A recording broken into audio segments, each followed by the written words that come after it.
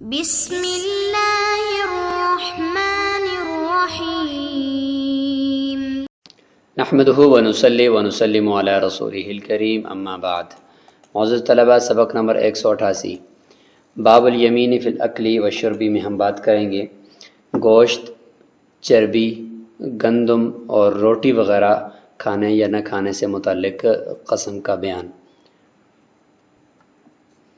قال ولو حلف لا يأكل لحما فأكل لحم السمك لا يحنث والقياس أن يحنث لأنه يسمى لحما في القرآن وجه الاستحسان أن التسمية مجازية لأن اللحم منشأه من الدم ولا دم فيه لسكونه في الماء، وإن أكل لحم خنزير أو لحم إنسان يحنث لأنه لحم حقيقي إلا أنه حرام واليمين قد تعقد للمنع من الحرام، وكذا إذا أكل كبدا أو كرشا لأنه لحم حقيقة فإن نموه من الدم ويستعمل استعمال اللحم، وقيل في عرفنا لا يحنث لأنه لا يعد لحما۔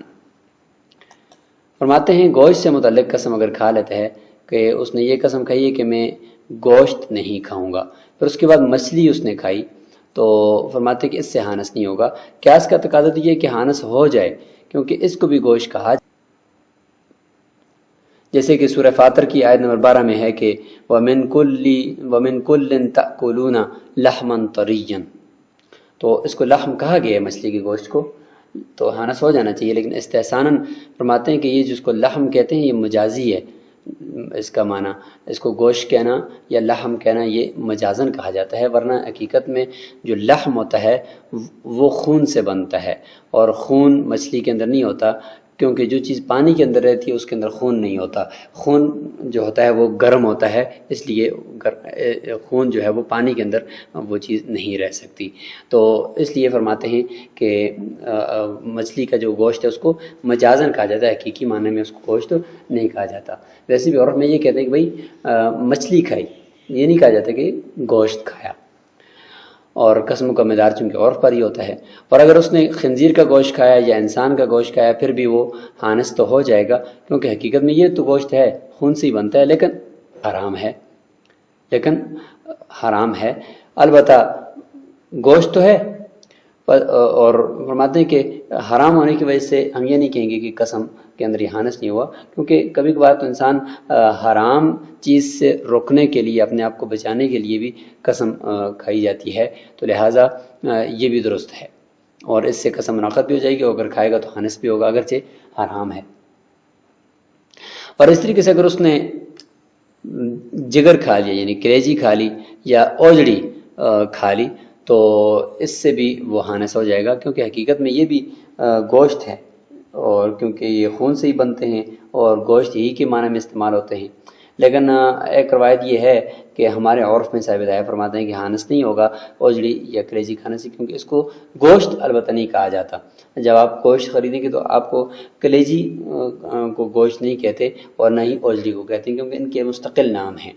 تو جس عرف کے اندر ان کو گوشت نہیں شمار کیا جاتا تو اس میں ہانس نہیں ہوگا۔ قال ولو حلف لا يأكل أو لا يشتري شحما لم يحنث إلا في شحم البطن عند أبي حنيفة رحمه الله، وقال يحنث في شحم الظهر أيضا وهو اللحم السمين لوجود خاصية الشحم فيه وهو ذو بالنار، وله أنه لحم حقيقة، ألا ترى أنه ينشأ من الدم ويستعمل استعماله وتحصل به قوته، ولهذا يحنث بأكله في اليمين على أكل اللحم ولا يحنث ببيعه في اليمين على بيع الشحم، وقيل هذا بالعربية، فأما اسم بيه بالفارسية لا يقع على شحم الظهر بحال،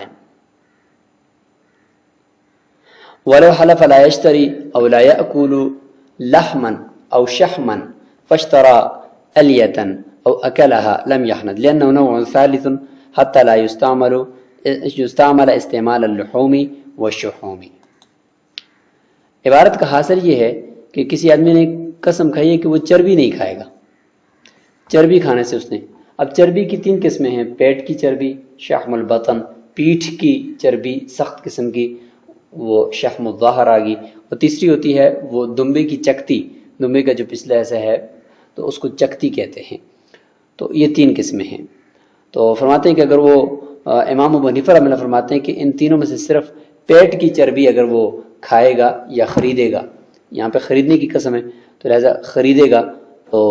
اس سے وہ حانس ہوگا۔ اگر پیٹھ والی چربی خریدتا ہے یا علیہ یعنی دمبے کی چکتی خریدتا ہے اس سے وہ حانس نہیں ہوگا۔ صاحبین فرماتے ہیں کہ پیٹھ والی جو چربی ہے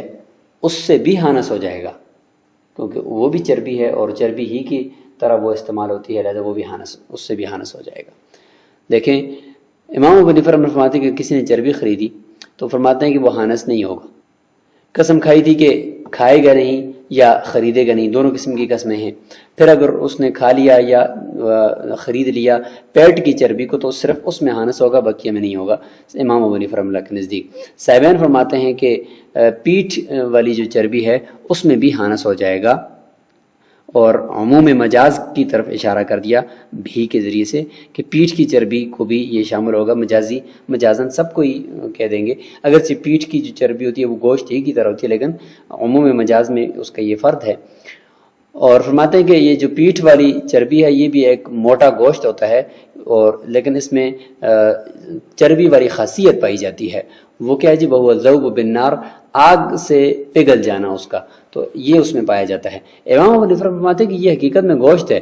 یعنی دلیل دیتے ہیں کہ کیا دیکھتے نہیں ہے کہ یہ گوشت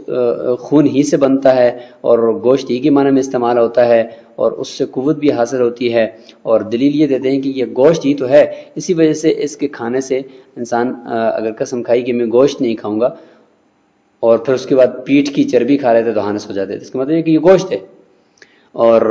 اگر اس نے قسم کھائی تھی کہ وہ چربی کو فروخت کرے گا تو فرماتے ہیں کہ چربی کو فروخت کرنے کی قسم پر وہ اس پیٹھ کی اس چربی کو اگر وہ فروخت کرتا ہے تو حانس نہیں ہوتا، کیونکہ پیٹھ کی چربی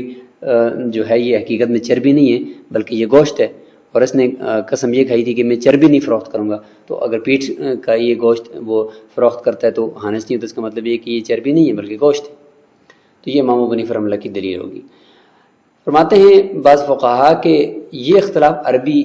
زبان کے اندر ہے کہ شحم کا اطلاق کس کس پر ہوتا ہے، لیکن فرماتے ہیں کہ جو فارسی کے اندر پیہ کا لفظ ہے نا، پیہ، یہ جو لفظ ہے اگر فارسی کے اندر کسی نے قسم کھائی ہے تو لا یقع علی شحم ظہر، وہ تو کسی بھی صورت میں پیٹھ کی چربی کو نہیں کھا جاتا، پیہ کا جو لفظ ہے، لہذا پیہ کا جو لفظ ہے اس سے اگر کسی نے قسم کھائی ہے تو اس میں پھر اگر وہ پیٹھ والی چربی کھا لیتا ہے یا خرید لیتا ہے اس سے وہ بالاتفاق حانس نہیں ہوگا۔ اور اگر تیسری چیز ہوتی ہے کہ اس نے قسم کھائی کہ وہ نہیں خریدے گا یا نہیں کھائے گا گوشت کو یا چربی کو، پھر اس نے دمبے کی چکتی کو خرید لیا یا اس کو کھا لیا تو اس سے حانس نہیں ہوگا، کیونکہ یہ ایک تیسری قسم ہے اور نہ ہی یہ گوشتوں کی طرح استعمال ہوتی ہے اور نہ ہی یہ چربی کی طرح استعمال ہوتی ہے، اس کے استعمالات الگ ہیں، اس لیے اس کے کھانے سے یا اس کے خریدنے سے وہ حانس نہیں ہوگا۔ ومن حلف لا يأكل من هذه الحنطة لم يحنث حتى يقزمها ولو أكل من خبزها لم يحنث عند أبي حنيفة رحمه الله، وقال إن أكل من خبزها حنث أيضا لأنه مفهوم منه عرفا، ولأبي حنيفة رحمه الله أن له حقيقة مستعملة فإنه وتقلى، وہ کو بعد میں لے کر جانا چاہیے، تقلى وتغلى وتؤكل قزما وهي قاضية على المجاز المتعارف على ما هو الأصل عنده، ولو قزمها حنث عندهما هو الصحيح لعموم المجاز، كما إذا حلف لا يضع قدمه في دار فلان، وإليه الإشارة بقوله في الخبز حنث أيضا۔ قسم کھائی ہے کہ وہ اس گندم سے نہیں کھائے گا، گندم کی طرف اشارہ بھی کیا، معنی حقیقی اس کا یہ ہے کہ اس گندم کے دانوں کو چبا کر نہیں کھائے گا، معنی مجازی یہ ہے کہ اس سے بنا ہوا آٹا اور اس کی پھر آگے روٹی نہیں کھائے گا۔ تو امام ابو حنیفہ رحمہ اللہ کا اصول یہ ہے کہ اگر کسی لفظ کا معنی حقیقی اگر مستعمل ہو، قابل استعمال ہو تو پھر اسی کو ہی لیں گے، مجاز کی طرف نہیں جائیں گے۔ صاحبین فرماتے ہیں کہ اگر معنی حقیقی بھی ہو اور ساتھ ساتھ مجاز متعارف بھی ہو، اس کا عرف میں اس کا مجازی معنی استعمال زیادہ ہو رہا ہو تو پھر ہم مجاز متعارف کی طرف جائیں گے، معنی حقیقی کی طرف نہیں جائیں گے. ہاں اگر معنی حقیقی بھی استعمال ہوتا ہے تو اس کو بھی ہم ساتھ ساتھ لیں گے، لیکن مجاز متعارف کو جو ہے وہ ہم زیادہ لیں گے. تو اسی کو دیکھتے ہوئے امام ابو حنیفہ فرماتے ہیں کہ اگر کسی نے گندم کھانے کی قسم کھائی کہ بھئی اس گندم کو میں نہیں کھاؤں گا، تو فرماتے ہیں کہ وہ حانث نہیں ہوگا، اسی وقت ہی حانث ہوگا یہاں تک کہ خود اس گندم کے دانوں کو چبائے. تو معنی حقیقی موجود ہے، فرماتے ہیں کہ گندم کے دانے کھائے جاتے ہیں، جب تک دانوں کو چبا کر نہیں کھائے گا اس وقت تک حانث نہیں ہوگا. اگر اس کی روٹی کھاتا ہے تو امام ابو حنیفہ رحمہ اللہ فرماتے ہیں کہ حانث نہیں ہوگا. صاحبین فرماتے ہیں کہ اگر روٹی کھاتا ہے تو پھر بھی حانث ہو جائے گا. یہ عمومی مجاز کی طرف اشارہ ہے، اس لیے کہ عرف میں تو گندم سے مراد اس کی روٹی میں لی جاتی ہے. اور امام ابو حنیفہ رحمہ اللہ فرماتے ہیں کہ اس کی ایک حقیقت مستعملہ بھی ہے، اور وہ یہ ہے کہ اس کو ابالا جاتا ہے اور بھونا جاتا ہے. تغلا کا معنی ابالا جاتا ہے، تقلا کا معنی بھونا جاتا ہے، اور پھر اس کو چبا کر بھی کھایا جاتا ہے. تو گندم کو جب اس طریقے سے کھایا جاتا ہے تو حقیقت مستعملہ ہے، مجاز کی طرف نہیں جائیں گے. وَهِيَ قَاضِيَةٌ عَلَى الْمَجَازِ الْمُتَعَارَف، فرماتے ہیں کہ یہ اس کا معنی حقیقی جو ہے مجاز متعارف پر ہی فیصلہ کن ہوگا، حاکم ہوگا، جیسے کہ امام ابو حنیفہ کی اصل ہے. اور اگر اس نے چبا کر کھا لیا تو صاحبین کے نزدیک بھی حانث ہو جائے گا، کیونکہ حقیقت مستعملہ تو ہے. لیکن ساتھ ساتھ صاحبین فرماتے کہ مجاز متعارف بھی ہے، اور ہم عموم مجاز لیتے ہیں، مجاز متعارف لیتے ہیں جس میں حقیقی معنی اس کا ایک فرد بن جاتا ہے. لہذا اگر چبا کر کھا لیے پھر بھی حانث ہو جائے گا. اور اس کی یہ ہے کہ جیسے کہ اس نے قسم کھائی کہ وہ فلاں کے گھر میں قدم نہیں رکھے گا، تو یہ معنی حقیقی اس کا یہ ہے کہ ایک قدم اندر رکھے گا،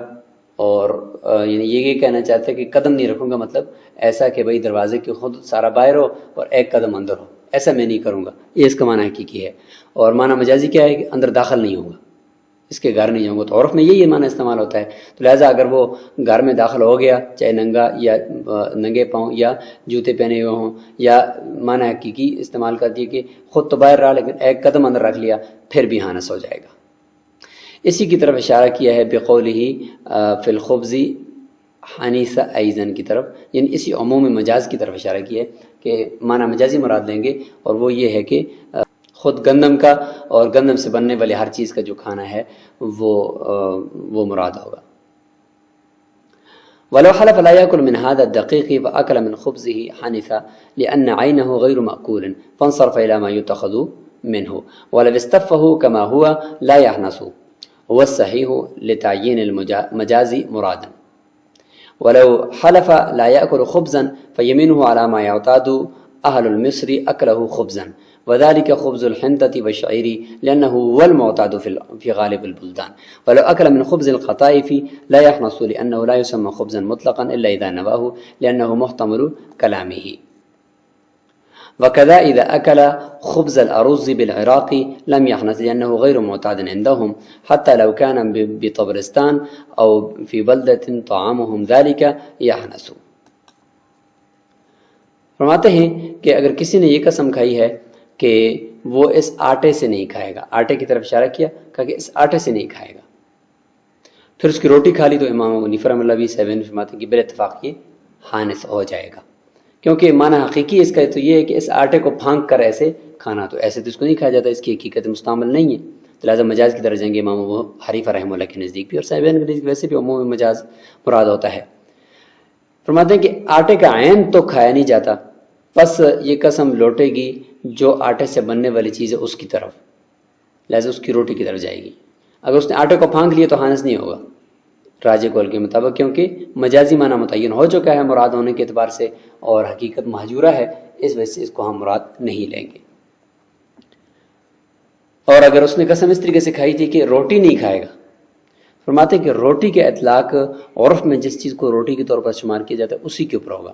تو جس کو شہر والے روٹی شمار کرتے ہیں، اور وہ ہوتی ہے گندم کی، جو کی روٹی، کیونکہ عام شہروں میں یہی ہوتی ہے.